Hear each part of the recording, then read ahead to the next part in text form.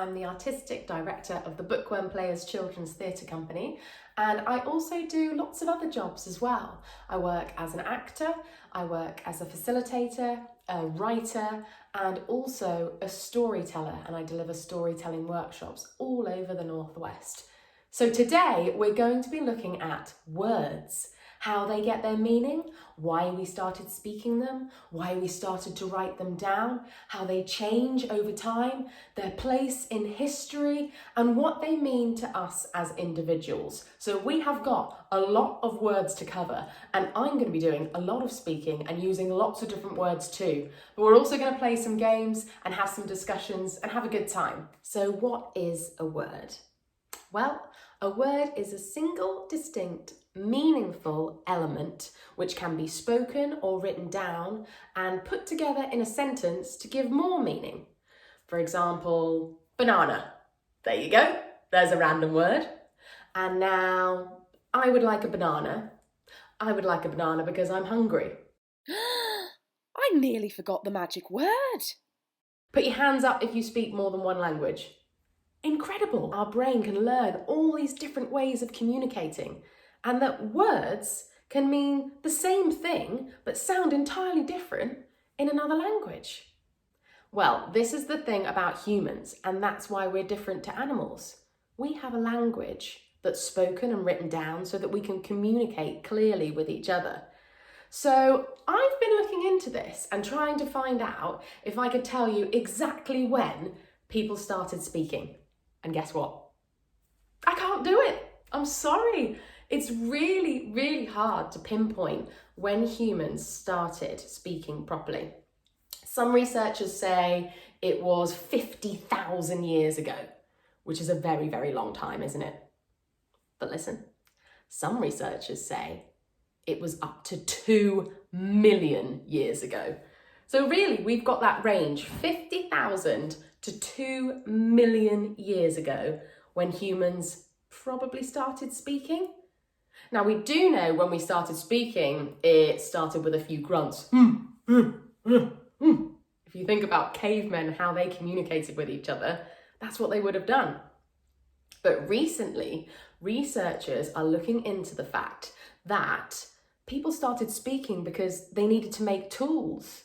So as someone was making a tool, maybe a spear, so that they could get an animal and have it for dinner or to defend themselves with, in order to start making those tools and making sure that the rest of the group around them were able to do it and pass it down onto their children, they had to communicate. So perhaps that's when people started speaking actual words so that they could teach each other how to use these tools in order to survive. And then people started writing things down, but that was much later. Now, you would think that the way that we speak out loud is a really big part of our communication and how we're able to understand each other, because that's how we express ourselves. But this is going to blow your mind. So actually, spoken word only makes up 7% of the way that we communicate with each other. And then 38% is made up of the voice and the tone. So you can understand what someone's feeling and their attitude towards you and the way that they speak and the way that they deliver it in their voice. And then finally, 55% is in body language. 55% of communication. And that's because it's very visual, isn't it? That's why sometimes when we get a text or we receive an email, we might not be interpreting it in the right way, in the way that it was meant. So it's really important to use your words wisely. So choose some words now and string a sentence together and see how you can change the meaning of it depending on how you use the tone of your voice and how you use your body language. For example, I might say, I can't wait to see you. Or, I can't wait to see you. See the difference? So choose something now, and with a partner, show them how you can change your tone of voice and your body language to change the meaning of the words you're speaking.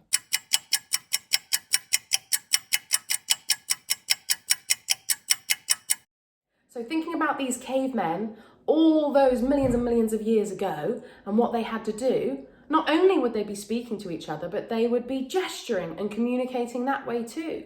But the most amazing thing about words is the fact that we can record history by using them. So I want you to think about who were the first people that created words that were written down.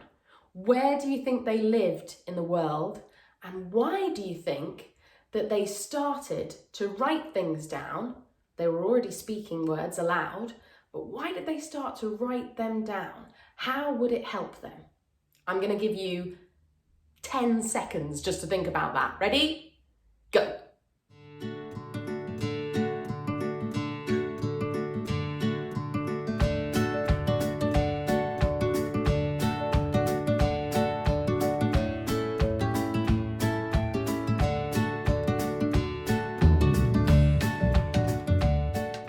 Okay, let's see how you did.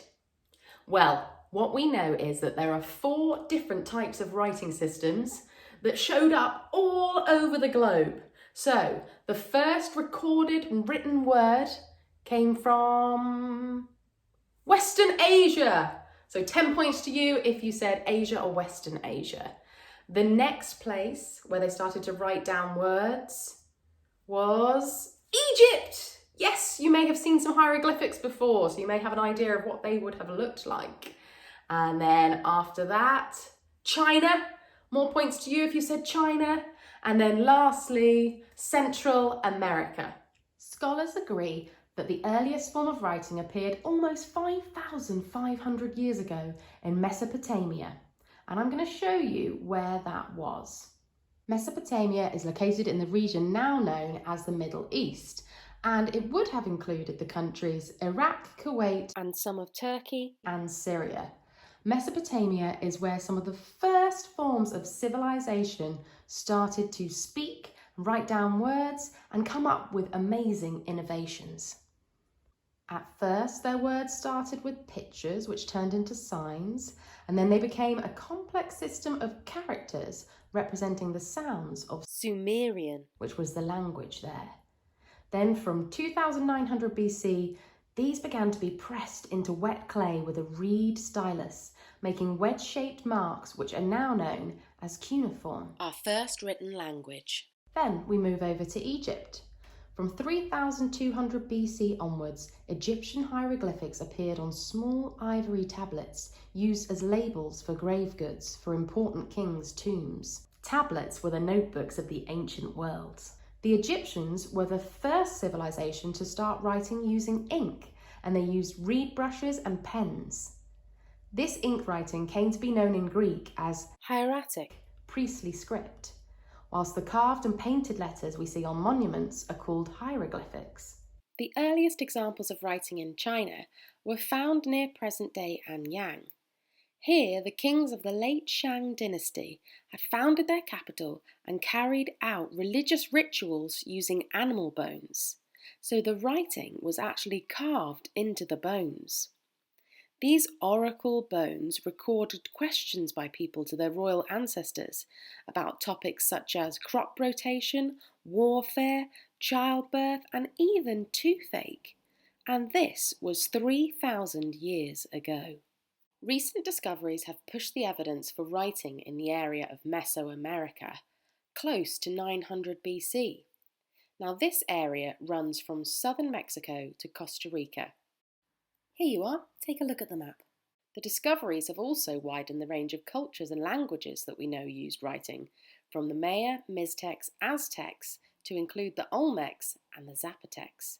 You can find out more about all of these ancient civilizations in the resources. So now you know a little bit more about the history of words, when we started speaking them aloud and when we started to write them down.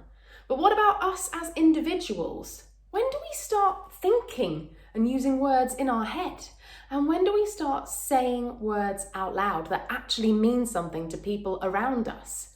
Well, apparently, babies start to understand certain words around the age of 6 months. So they might understand bottle, but they can't actually say it yet. They might understand yes and no, they're very common words for them to understand.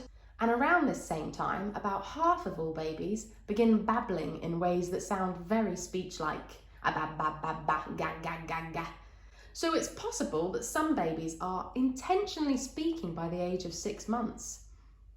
And around the age of 12 months, that's when babies start saying their first proper words. Can you guess what they are? What do you think most babies say first? Their first word, where they actually know what the meaning is. Yes, it is mum or mumma. And then closely behind that, it's dad or dad. By the age of 8, we know on average about 10,000 words. And by the time you become an adult, you know 20,000 to 35,000 words, which is incredible, isn't it? But where do words come from? How do they start and how do they get their meaning? Well, the amazing thing about words is that their meaning can change over time. And the study of words is called etymology. And the people that decide what is a word and what isn't a word are the people that edit the dictionary. So for instance, some of the most recent words to be added to the dictionary are chillax, whatevs, and adulting. Now we can't talk about words without talking about one of the greatest writers of our time. Who's that? William Shakespeare, of course. And William Shakespeare actually invented some words that we still use today. Words such as bandit, critic, lonely, and green-eyed to describe jealousy. Now I'm going to pop up on the screen some of Shakespeare's favourite and famous insults that he created. And what I want you to do is to use the different categories and to create your own Shakespearean insults.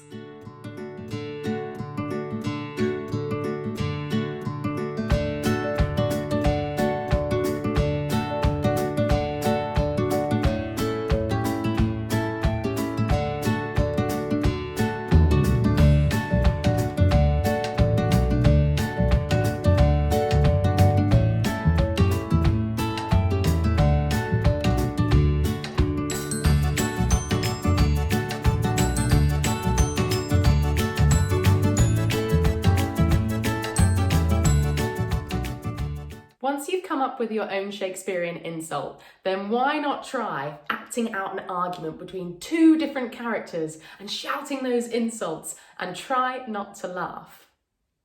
Now, the other author that we know and love who likes to make up their own words was Roald Dahl. Can you think of any words that Roald Dahl made up that sounded like they might actually be real? The character of the BFG says some really funny things, like, "I is nervous myself. I always get as jumpy as a jog hopper when the flesh lump eating giant is around." Now, do you think that you can make up some really silly, really wacky sentences by creating some very strange words, just like Roald Dahl does?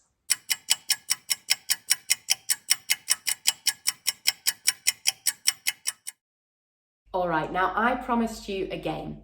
So we're going to play a really fun word game called Call My Bluff. Now you'll need to separate out into teams for this, and you can use some of the suggestions in the resource pack that go with the workshop if you would like to. This game is all about looking at a word and trying to guess what the real meaning is. So in team 1, you'll get a word, or you can choose a word that you don't think will be familiar to the other people on the next team. For example, you might choose the word baffled. Now, the team who's reading out the word also has to read out the real meaning. So wait till we get going, till you know exactly what we're doing. You will get the real meaning. So for baffled, this would mean confused or bewildered. Now, the other thing that you need to do is you need to come up with 2 fake meanings. So you might put a small bat, or you might say a strange noise that pixies make. Now, the other team have to listen when you read out the word. You'll read baffled, and then you'll give them the 3 options. Number 1, confused and bewildered. Number 2, a small bat. Or number 3, a strange noise that pixies make. The other team have to guess which is the correct answer. Call My Bluff is a really fun way of learning new words and what they mean, but also bluffing all your friends and fooling them into thinking that your answer is the correct answer for the meaning of the word.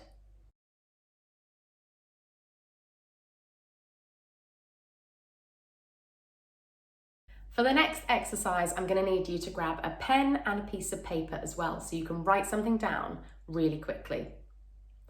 All right, the first question I'd like to know, so get writing this down, is what is your favourite word?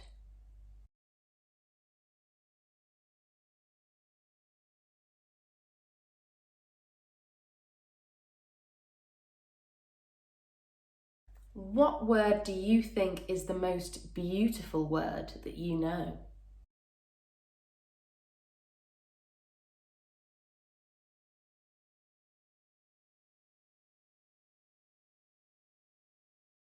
Now, without writing down any swear words or naughty words, what do you think is the most horrible word?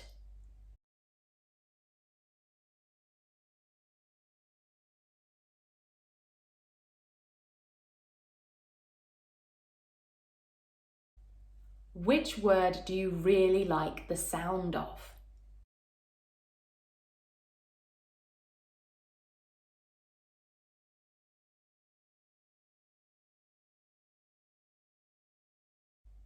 Which word do you think you use the most?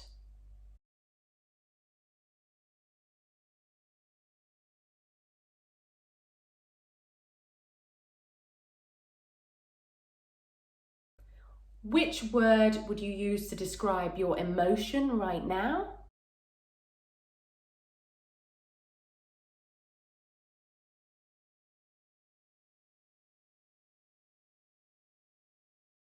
And then think of 2 words that rhyme with each other.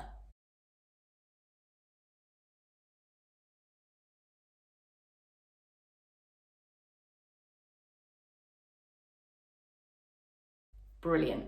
Now, I've been doing a lot of talking and I've used lots and lots of words today, but now I want you to start thinking about how you speak, why you're speaking, and how you're connecting to other people when you do it.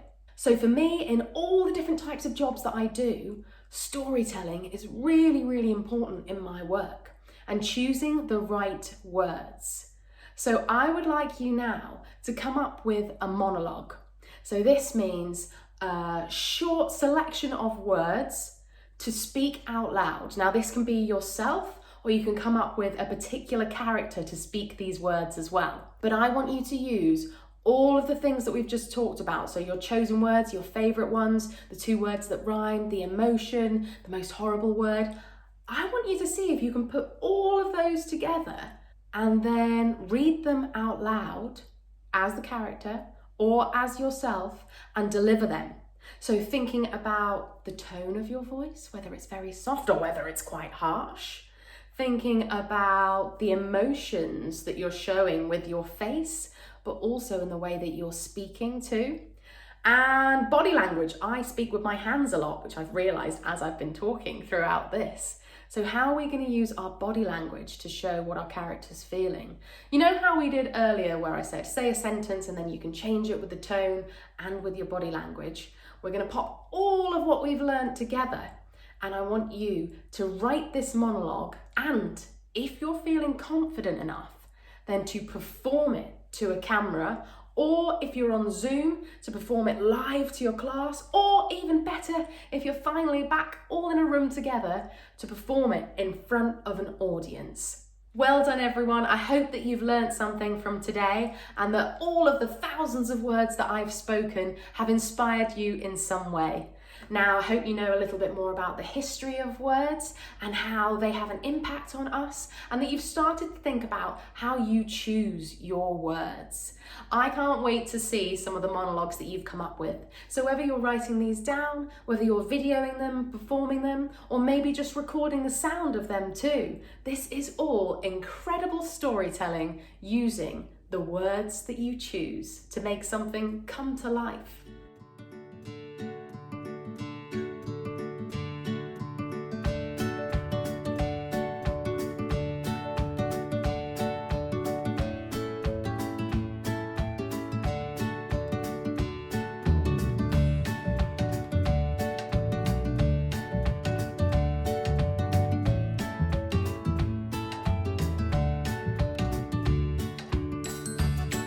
Keep writing, keep creating, and keep telling your amazing stories.